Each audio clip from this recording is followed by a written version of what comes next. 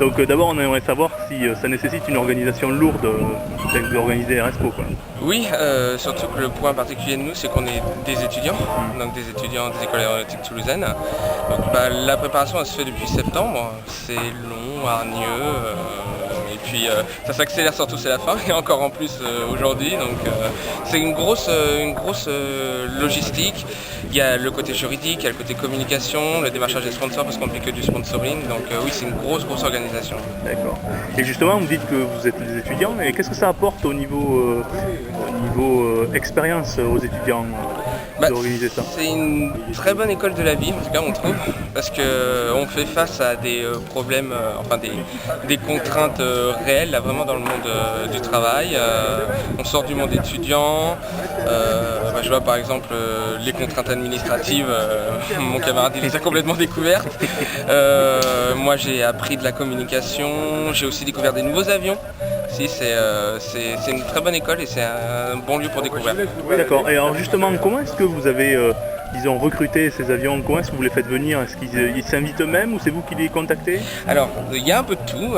On a dans l'organisation une commission avion, donc une équipe avec un responsable qui se charge de démarcher donc des pilotes, certains pilotes qui sont très fidèles à Air Expo, qui viennent de plusieurs années. Donc ils s'occupent de démarcher les pilotes, certains sont fidèles, donc ils reviennent d'eux-mêmes. Il y en a d'autres qui découvrent la manifestation, qui sont intéressés, donc qui se proposent. Sinon, nous, on démarche et chaque année, on a des nouveaux pilotes. Par exemple, cette année, la nouveauté, c'est la patrouille Rotoche de Portugal, donc la patrouille d'Alouette 3 de l'armée de l'air de Portugal, qui se produit pour la première fois en France. D'accord. Voilà. Et comment est-ce que vous arrivez à avoir un ATR sur plateau et bien sûr la 380 qui fait une démonstration en vol? Alors, c'est parce que justement, nous, nos écoles aéronautiques, elles ont un fort lien avec les acteurs aéronautiques de Toulouse, à savoir Airbus ATR.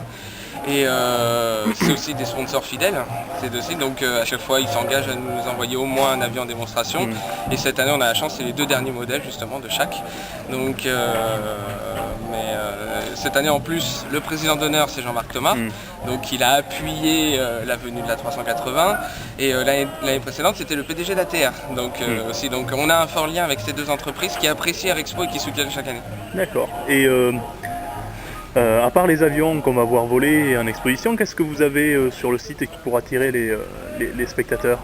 Alors, on a tout un village aéronautique, donc des stands de découverte aéronautique, d'associations de passionnés qui viennent faire découvrir aussi leur passion. On a des expositions cette année au sol aussi. On a une exposition sur Tanguy et la Verdure, donc une quarantaine de toiles uniques prêtées par Uderzo. On a aussi une exposition sur Concorde. Enfin, le but c'est qu'au sol les animations permettent un lien entre le milieu de l'aviation et de l'aéronautique qui fascine encore et les populations, les gens qui viennent, qui s'invitent à Air Expo. Et pour terminer, combien vous attendez de spectateurs cette année à peu près? Quel est votre but? Notre but, ça serait, si on en a 15 000 on est content. Si on monte à 30 000 c'est l'extase. Très heureux, d'accord, merci beaucoup.